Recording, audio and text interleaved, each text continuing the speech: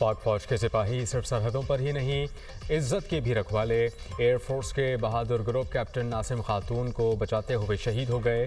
इस्लामाबाद में group captain नासिम को शहीद करने वाला मुलजिम साथ 9 घंटे में गिरफ्तार। आईजी इस्लामाबाद अली नासिर रिजवी की न्यूज़ कॉन्फ्रेंस कहा कि केस को हल करने के लिए 11 ग्रुप तश्कील दिए गए। AI कैमरास के जरिए मुलजिम के कपड़ों और मोटरसाइकिल की निशानदेही की। मुलजिम साद और निमरा एक ही निजी स्टोर में काम करते थे। मुलजिम साद अक्सर निमरा को अपने साथ वापस लेकर जाता था। मुलजिम और खातून का ताल्लुक सिर्फ 10 दिन का पिक एंड ड्रॉप का था। मुलजिम साथ लड़की को ज़बरदस्ती किसी पार्क में लेकर जाना चाहता था। खातून स्टोर के अलावा कहीं और नहीं जाना चाहती थी। रास्ते में मुलजिम और लड़की के दरमियान तकरार शुरू हो गई। ग्रुप कैप्टन नासिम ने देखा मुलजिम लड़की के साथ झगड़ा कर रहा था। ग्रुप कैप्टन नासिम ने मुलजिम को लड़की से लड़ने से मना किया। ग्रुप कैप्टन ने अपना तारुफ कराया और कहा कि लड़की से पीछे रहो। मुलजिम साथ ने इसी दौरान फायर किया जो ग्रुप कैप्टन नासिम को लगा। गोली लगने से ग्रुप कैप्टन नासिम शहीद हो गए। ग्रुप कैप्टन ने हुब्बुल वतनी और जुर्रत का मुजाहिरा किया। मुलजिम साथ का एबटाबाद से ताल्लुक है, कानून के मुताबिक सजा दी जाएगी।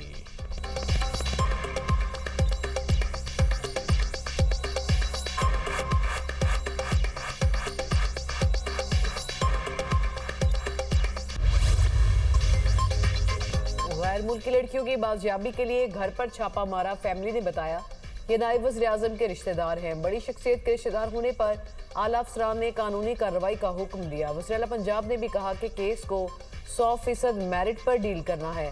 ख़वातीन को बाजियाब कराने के लिए सरगोदा में छापे मारे गए। DIG ऑपरेशंस फैसल कामरान की लाहौर में प्रेस कॉन्फ्रेंस कहा 1 जुलाई को गैर मुल्की लड़कियों के अगवा की कॉल मौसूल होने पर फौरी कार्रवाई की गई। लड़की के वालिद की 15 पर कॉल के बाद पुलिस बाजियाबी के लिए मुतहरिक हुई। लड़की ने अपने वालिद को तस्वीर भेजी, उसमें मौजूद गाड़ी के नंबर से मुलजिमान को ट्रेस किया गया। 26 जून को लड़कियां इस्लामाबाद और 29 जून को लाहौर पहुंची। लाहौर में मुलजिम लड़कियों को गाड़ी पर ले जा रहे थे कि रास्ते में बाजियाब कराया गया। लड़कियों की बाजियाबी के बाद मेडिकल कराया और 164 का बयान रिकॉर्ड कराया। 164 के बयान में वाज़ेह हो गया कि किसने ज्यादती की, किसने धमकियां दी। नीदरलैंड्स के सफारत खाने ने लड़कियों को फौरी वापस भेजने का कहा। प्रेस कॉन्फ्रेंस के दौरान सहाफ़ियों के DIG ऑपरेशन से सख्त सवालात। फैसल कामरान जवाब दिए बगैर प्रेस कॉन्फ्रेंस खत्म करके चले गए।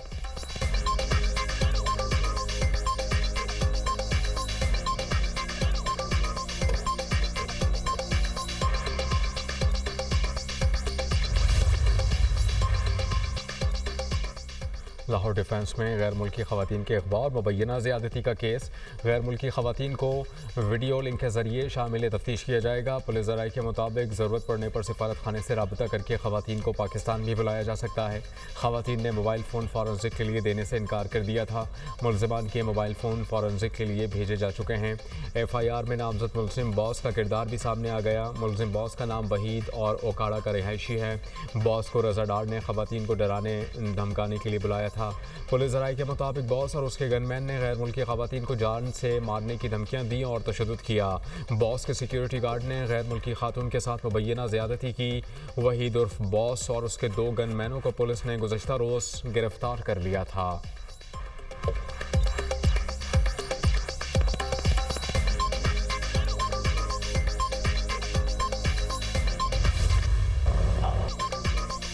ईरानी रहबर आला शहीद अली खामनाई की नमाज जनाजा तेहरान में अदा। लाखों सोगवारों की शिरकत। तेहरान में फ़ज़ा सोगवार, हर आंख अश्कबार। शहीद सुप्रीम लीडर के तीनों बेटों मसूदुल्लाह खामनाई, मैसम खामनाई और मुस्तफ़ा खामनाई की भी शिरकत। नए supreme leader Mojtaba Khamenei security वजूहात के बायस मंजर-ए-आम पर नहीं आए। आयतुल्लाह सुबहानी ने नमाज जनाजा पढ़ाई। सदर मसूद पज़िक्शियान, स्पीकर बाकर कालिबाफ, सरबराह पासदारान इनकलाब अहमद वहीदी, कमांडर कुदस फोर्स इस्माइल कानी भी नमाज जनाजा में शरीक हुए। ख़ानदान के दीगर 4 अफराद की नमाज जनाजा भी अदा की गई। शहीद को 9 जुलाई को मशहद में सुपुर्द खाक किया जाएगा। आज तेहरान में मरकज़ी जुलूस निकाला जाएगा। उसके बाद मैयत को कुम मुंतकिल किया जाएगा, जहाँ जस्द खाकी को इराकी शहर नजफ और करबला ले जाया जाएगा। कुम में शहीद अली खामनाई की नमाज जनाजा नासिर मकारम शिराजी पढ़ाएंगे। मशहद में नमाज जनाजा हुसैन नूरी हमदानी पढ़ाएंगे। आयतुल्लाह खामनाई 28 फरवरी को ईरान पर अमरीकी इजरायली हमलों में शहीद हुए थे।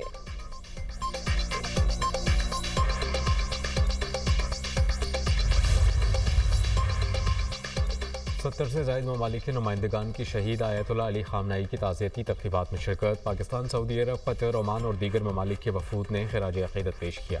साबिक़ रूसी सदर दिमित्री मेदवेदेव ने सदर पुतिन के खुसूसी एलची के तौर पर शिरकत की। बीजिंग की जानिब से सीनियर चीनी कानूनदान ही वे शरीक हुए। ताज़ियती तक़रीब में हिज़्बुल्लाह, हमास, फ़लस्तीनी इस्लामिक जिहाद के नुमाइंदगान भी मौजूद थे।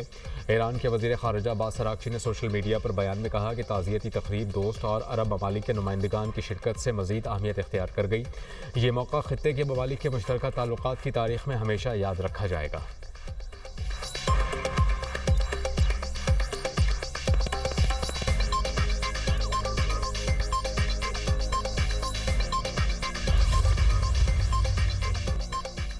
अमरीकी सदर आयतुल्लाह ख़ामनाई के जनाजे पर लोगों को रोते देखकर हैरान।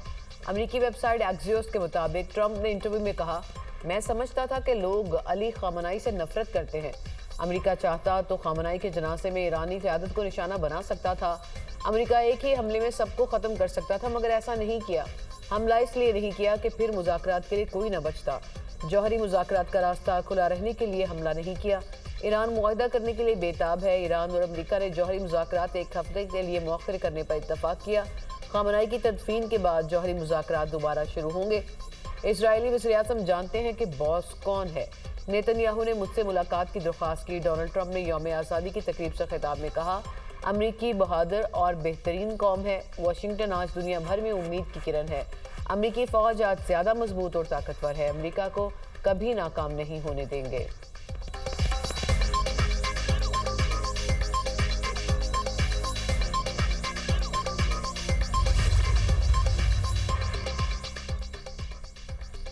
दुश्मन की किसी भी गलती का फैसला कुन जवाब दिया जाएगा।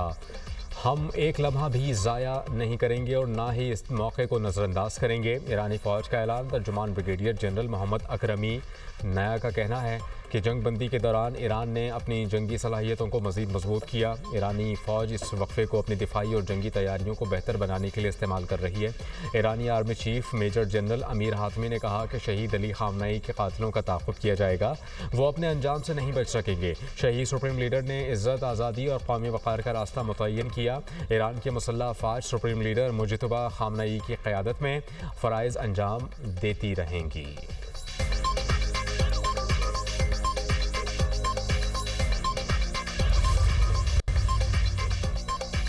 जंग में शिकस्त के बाद नरेंद्र मोदी गिरती साख के बायस शदीद दबाव का शिकार है। मेरे खिलाफ भारतीय प्रोपेगेंडा मुहिम से मोदी की साख बहाल नहीं हो सकती। वज़ीर दिफा ख्वाजा आसिफ का भारतीय गुमराहकुन प्रोपेगेंडे पर रद्द-ए-अमल। कहा, मेरे खिलाफ भारत के ज़ाती हमलों से मसला हल नहीं होगा। राहुल गांधी ने भी मोदी को मिलने वाले बैनुल-अक़वामी एज़ाज़ात पर सवाल उठाए हैं। राहुल गांधी ने एज़ाज़ात मसनूई और खुद साख्ता तशरीह मुहिम का हिस्सा करार दिए।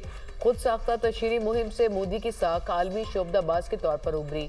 गार्डियन ने भी मोदी के एज़ाज़ात की साख और शफाफियत पर सवालात उठाए हैं।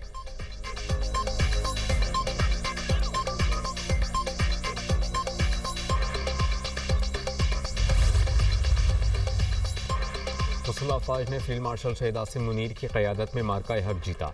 हमारी तारीख़ फ़तह पर मोदी मुँह छुपाता फिर रहा है। ईरान अमेरिका जंग बंदी का सहरा वज़ीर आज़म और फील्ड मार्शल के सर है। पूरी दुनिया को अमन का गहवारा बनाने में कलीदी किरदार अदा किया। वज़ीर आज़म के मशीर राना सनाउल्लाह का अवामी इज्तिमा से खिताब। कहते हैं कि ईरान से पाबंदियाँ उठने पर और तेल आने पर रिलीफ दिया जाएगा। जंग की वजह से महंगाई बढ़ी, अवाम मुतासर हुए। अब अशिया की कीमतें आधी से भी कम हो जाएंगी। कुछ लोग ट्रंप की जीत पर अपनी हुकूमत बनने का ख्वाब देख रहे थे। इन लोगों ने मुल्क में गालम गलोच का कल्चर दिया।